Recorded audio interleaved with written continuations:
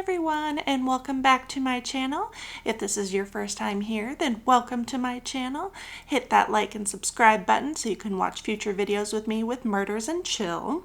I am going to start uploading for you to watch these videos on Fridays. So I might even upload the night before, but you will have them for your viewing pleasure on Fridays. And I just wanted to give you a heads up there. And now let's move on. This is part 3 of the Murdaugh families.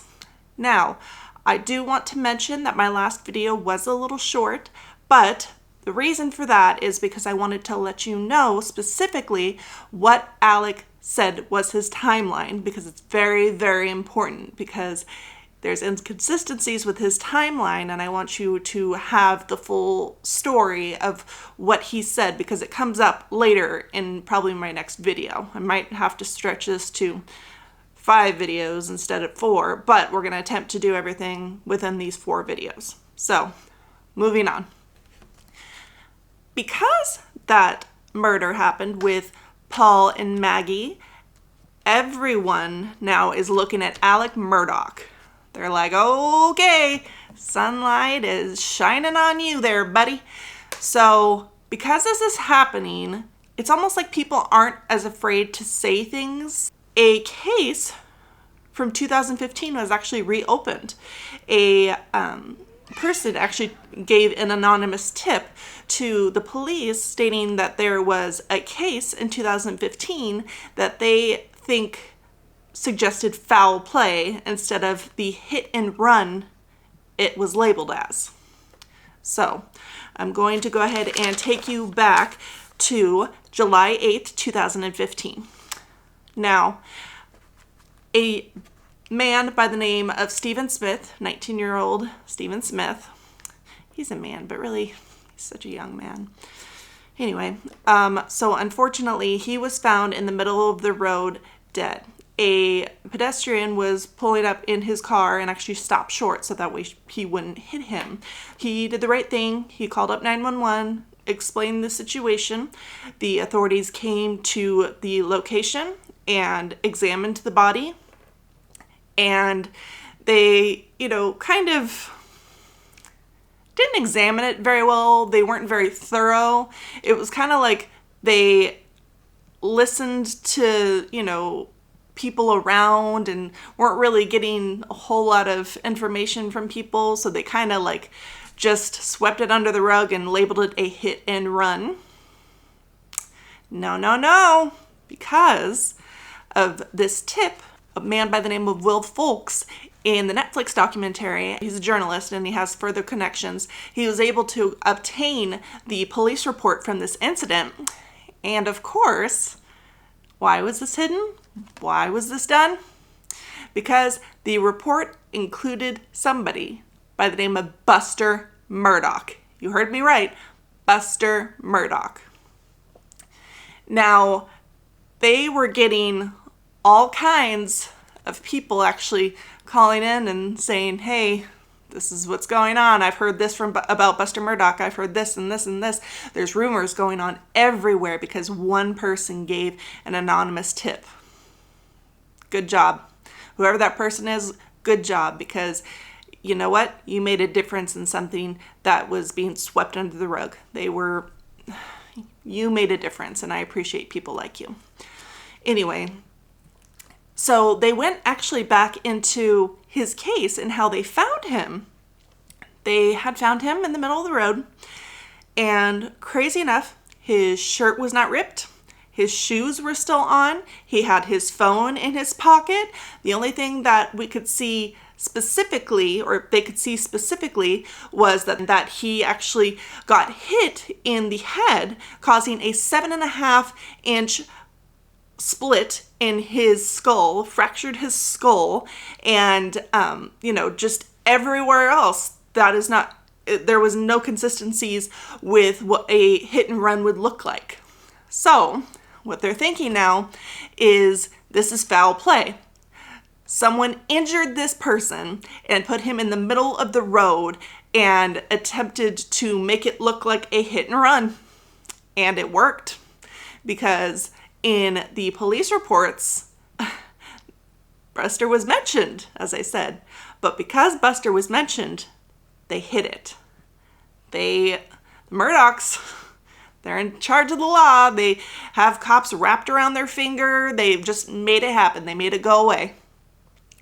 But with the injuries that they found on Stephen, they concluded that this actually might be a hate crime and that this person might have actually been hit with a baseball bat.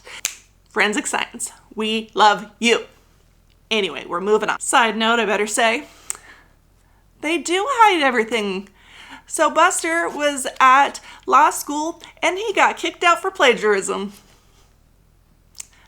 I guess, you know what, swept under the rug, and nobody really heard about that until this Netflix documentary, because he's a Murdaugh and they can make things go away. Guess Paul isn't the only trouble child. So since these rumors were going wild and nobody really knew what was going on, they, were trying to figure out what's going on, and there's just so many rumors, no concrete information, that it's really hard to kind of just piece from the beginning. Investigators were trying to just see what they could do, because at this point, given the fact that Buster's name was very much in the police reports, when they looked back in 2015, no one ever questioned him. Interesting. Murdaughs can just make anything happen.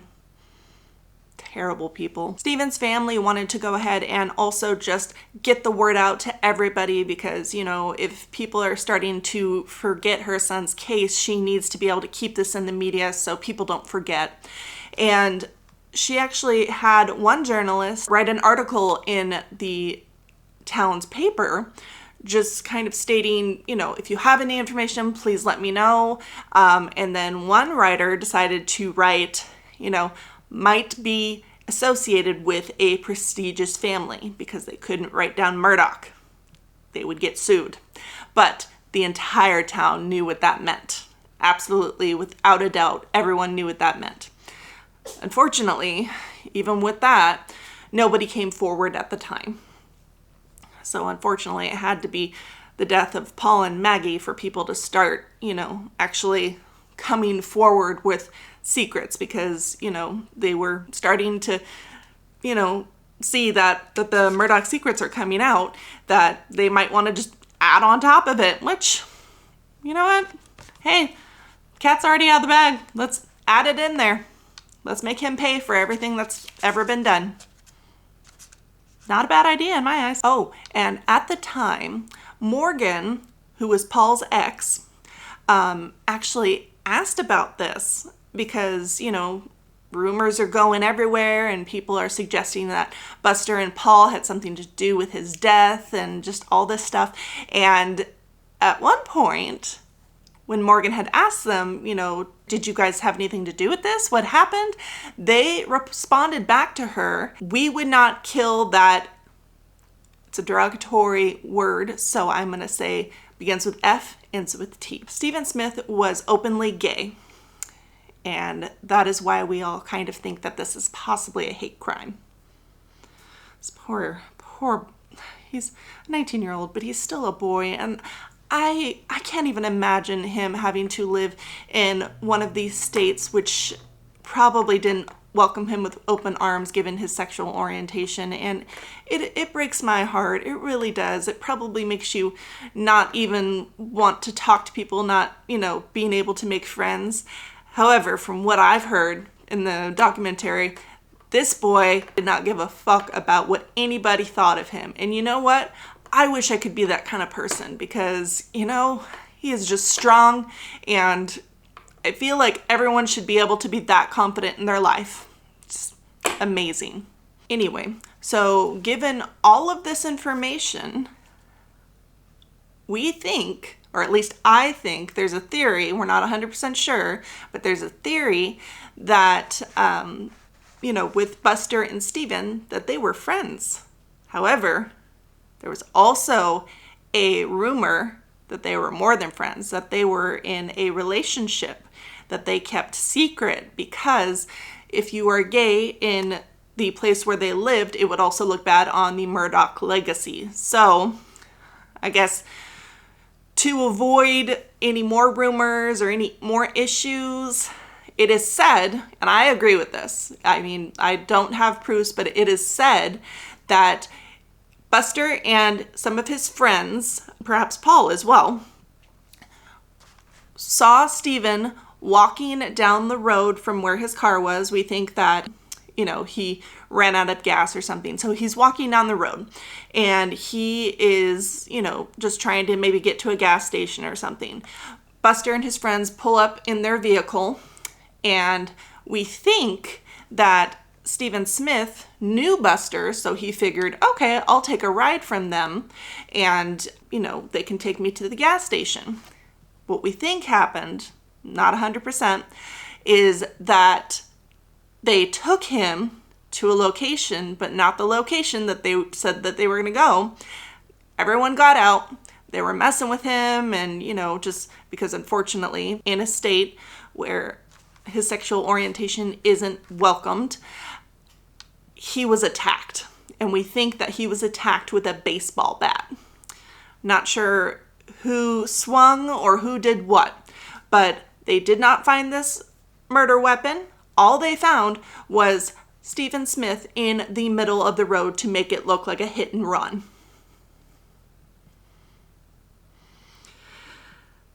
Oh my, I cannot believe after all these years how much hate that could have been there. I sincerely hope this wasn't a hate crime, but unfortunately it leads to that. But in 2015, Stephen Smith was buried, so they are currently exhuming his body to find out more information to full on, decide what happened. They did, however, find out that it was a homicide, but they didn't really have anybody named exactly. They didn't show anything, not that I saw in the newspapers or anything. It just showed one article saying that it was ruled a homicide after 8 years. Good job, guys. 8 years too late. Anyway, so I really do think that Buster and his friends did this. I really do think that they hurt this poor boy, that they killed this poor boy. And he was a vibrant, kind, wonderful boy, and he did not deserve this. I don't know what happened exactly, but he did not deserve this. No one ever deserves this kind of hate in their life. And honestly, I don't understand how someone can be so hateful. How can you have so much hate in your heart for someone else and you don't even know them? It's not like he was going around hurting people. I mean, yeah, like you can hate people like Hitler because he's awful. But this is a 19-year-old boy. I mean, in a good way, this was be brought up in court along with some other things that Alec Murdaugh had to deal with at his trial. So, letting you know that a trial is coming. However, there is another victim that we have to talk about, but I'm going to probably end up having to do that one in my next video, just because, these videos are meant to be, pretty long, but I feel like with the next person who I'm going to speak about in the next video, her name is Gloria Satterfield. She has a close connection with the Murdaughs, and it's just very hard to understand how the next murder case was swept under the rug, because that one was very close to home. I'll give you all details in the next video, but just the kind of power that this family had, I don't understand. I know that Paul and Maggie have died, and I do honestly feel bad that they have passed, but I don't think that they were innocent in all of these murders. I'll give you more in the next video. Mallory Beach did not deserve this. Stephen Smith did not deserve this. And then in my next video, Gloria Satterfield, she did not deserve that. None of these people deserved the way that they died and the way that they were remembered. Just, how could you? I don't get how people can go ahead and do things like this. How can you go ahead and kill your son and wife to keep the legacy alive? Is money and power more important? Is hiding people's deaths more important than being a good person? Do you care if you're a good person? I mean, if you really grew up like that, I truly feel bad for you, because if it is one of those cases where, you know, you can get everything swept under the rug every time you do something bad, it makes it to the point where you will be a child for your entire life. A terrible way to go ahead and just be. These kind of people should just not be able to rule the world. I heard that Buster is actually, you know, living his own life with his girlfriend as of now. But at the same time, I'm like, were you gay? If you are, then I mean, fine. Just tell the truth. And I mean, you know, if you did this, you need to come forward. You know, if anything, if you plead guilty, sometimes they, you know, will give you a plea deal. I mean, you know, give this family some closure. They're having to exhume his body now just to figure out, you know, what happened. They had to exhume the body, rule it a homicide, do all this stuff just because you decided to hide this. Buster hid this from the family. And I mean, honestly, if he was in a relationship, really?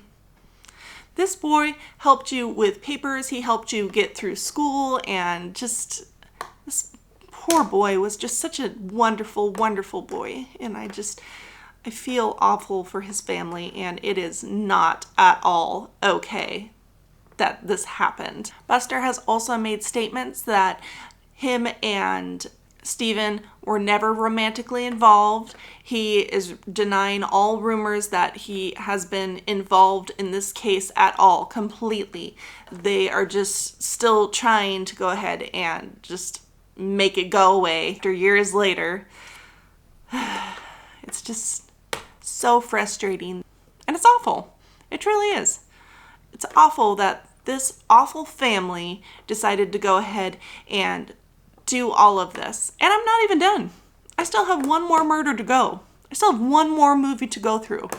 And how you did all of this. And I know, and I have a good feeling that Maggie handled part of the next video. Just want to say. I'll give you more information in the next video, but I think Maggie wasn't innocent in the murders throughout the years. So we will have to go ahead and talk about that in the next video. So, like I said, please like and subscribe. I'm going to be doing videos for you on Fridays. I'm going to call them Forensic Science Fridays. Forensic Science. And I hope to see you in my next video. Like I said, like and subscribe. Thank you for seeing me. And in the meantime, stay weird. Be safe.